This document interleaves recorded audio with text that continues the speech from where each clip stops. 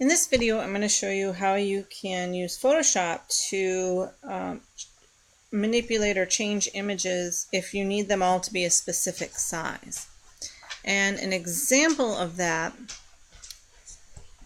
let me minimize this.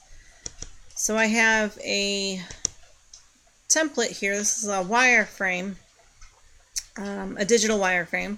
And let's say I've got these 3 images here. And the images that I want to go in there are not already this specific height and width. So for the purposes of this demonstration, we're going to say that this is 150 pixels tall and 250 pixels wide. It's probably not, but we're just going to do it that way. And I'm going to use these 3 images here. So in Photoshop, I'm going to make a new document.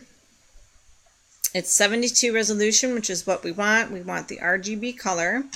And we're going to do in pixels. For the width, we said 250.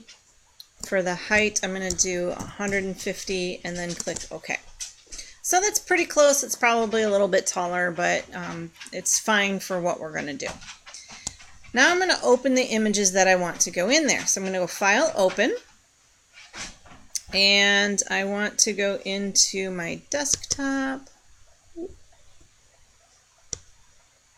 And I have images for template, and then I'm going to click on my control key to select all 3 of those. I don't want to do the shift key because I don't want to include this one. So if you hold the control key down or the alt key on a Mac, you can open or you can select multiple files that are not in a row. Alright, so they're just opening separate. They're not opening in that new document or anything like that. Now these images are all very large, and they are all from Pixabay, which is your website that you can download and use images for free. Alright, so I'm going to first start with this one here, and I'm going to click, hold, and drag to pull this picture away from or undock that from all the rest of them. And then I'm going to go into my untitled one, which I haven't saved that image yet. And with my move tool, I'm going to click on this image and I'm just going to drag it in to my untitled document for a minute and let go. Alright, so you can either close this out or you can redock it, doesn't matter. Sometimes people like to redock it until they're completely done with a project. That way they don't have to go find it and reopen it. So right now this image is way larger than I need it to be. So I'm going to do I'm on my PC, I'm going to do Control minus to kind of zoom out. And I'm going to do a Control T so that I can see the whole image. And again, we learned that when you resize in Photoshop, you want to grab one of the corners, and after you've already held down with the mouse key, you want to hold with the shift key. And so what I'm doing here is I'm going to grab each corner and kind of bring it in, holding the shift key down and letting go of the mouse before I let go of the shift key. And I'm going to do that until I'm happy with this little thumbnail. I don't have to do the whole thing. I can do the whole thing. I can make this whole image kind of fit if I wanted to and get more of the bird, but it's really kind of up to you. Usually when you do this, the image that you're putting into this templated size isn't going to resize very well for it, and that's okay. You can cut some of that image off. Just make sure that the thought or the reason why you're using that image comes through. Okay, so I'm going to use a check mark to save that. Now I'm going to save this whole entire document. I'm going to go File, Save As. And this is going to be I don't want it to be a PDF, I want it to be a Photoshop document. And I'm going to save this as the template. So I'm going to save it as, I'm just going to say template for images. Good enough. Click Save. Okay. And now I need to save just this image for the internet. So I'm going to go File, Save As, and I want to save it as a JPEG because there's lots of colors and lots of stuff in there, and I'm going to save it as something unique that I know what it's for and that I can call it up later. So I'm going to say bird 1, something like that, because it's going to go in the first slot. Now you can change the size or the quality of this image, and that saves on download time. And because this is kind of a small image, it's not height and width wise, it's not very big. I would probably go ahead and save that at like a 70%, maybe an 80%. Now I need to do the same thing for the rest of the images that I'm going to be using. So this pizza image, I'm going to click, hold, and drag to pull that tab out. With my move tool, I'm going to drag it into my template. And then I'm going to go put it back or dock it back by click holding and dragging it up. Now when you dock it back, you want to make sure that it gets highlighted. See how it's highlighting in blue? That's letting me know if I let go now, it'll get docked up there. That's how you do that. All right, I'm going to do a Control T. And this image is so large that I can't even see my corner pieces. I can't see the corners of this image. So I can't grab a corner and resize it. So I'm going to do Control minus to zoom out until I can see my corners. Now the portion of the image that I'm working on is really, really teeny tiny.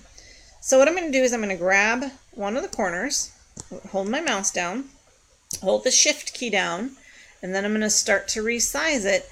And it's getting resized, but I'm not getting any part of the image that even makes sense. So I'm just going to keep kind of resizing until I get it close. And then I'm going to use my Control plus to zoom in. You kind of got to use your short keys when it comes to Photoshop, because I don't want to get out. I don't want to confirm this transition and then have to do another transition, because every time you do a transform or you change the size of something or you rotate it or whatever, you're losing a little bit of quality. So you want to make sure that you do it all in one shot. So that's why I'm using my shortcut keys to zoom in and zoom out rather than hitting the check mark and then doing a resize again. Oops, wrong key. So I held the Control key down on my PC instead of the Shift key down, and that allowed me to pull it in and distort. It's called a distortion. So I'm going to do Control Z to undo that.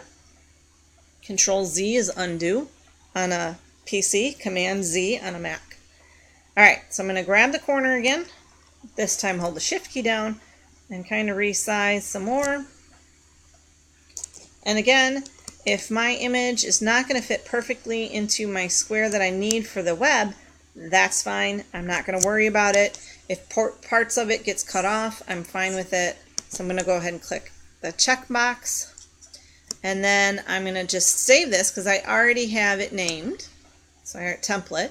And then I'm going to do a save as just to save that picture of the pizza. And the first one was bird 1, so I'm going to do pizza 2 because it's going to be in the second slot of my template. And then I have to do the third image, which is the beach image. I'm going to go ahead and dock that back. And again, this is a very large one, so when I do resize, I can see part of it, so I can at least see one of my corners. So I'm going to hold click on my corner piece with the mouse, hold my Shift key down,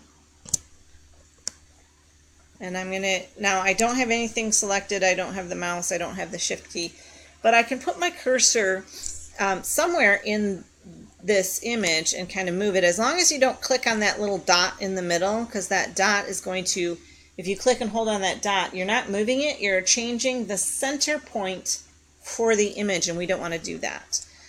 Alright, so I'm going to hold the mouse down for the corner piece, hold the Shift key down and resize. You gotta let go of the mouse before you let go of the shift key. Now I can see the whole thing. Oops. Let's do some more.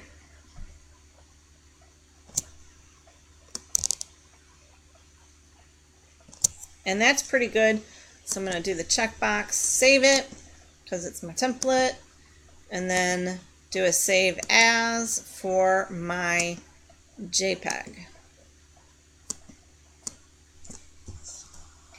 Alright, so this one will be beach 3, because it'll be the third one in that list.